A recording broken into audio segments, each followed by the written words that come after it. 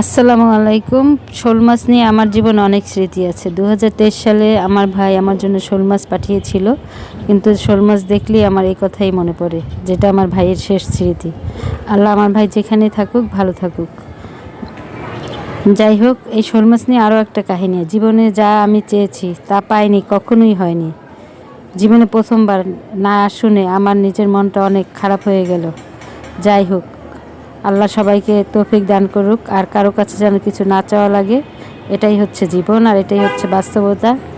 আজকে শোল মাছ দিয়ে নতুন আলুর দিয়ে টমেটো দিয়ে ঝোল করব। যাই হোক, শোল মাছটা অনেক বড় ছিল।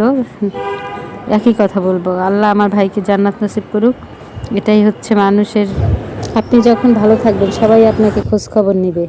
যখনই আপনার কোনো প্রয়োজন হবে তখন দেখবেন তাদের আসল রূপ এবং চেহারা। যাই হোক, জীবনে আমি কারো কাছে কিছু চাইনি। ফার্স্ট টাইম চেয়ে যখন পেলাম না, তখন বুঝতে পেরেছি কে আপন কে পর। এটাই হচ্ছে মানুষের জীবন।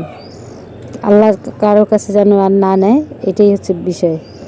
এত বছরে আমি কারো কাছে কিছু চাইনি, চেয়ে আবার পাইনি, এটা হয়ইনি আমার সাথে। তাই আমি অত সহজে মেনে নিতে পারতেছি না। সবাই আমার জন্য দোয়া করবেন। ভালো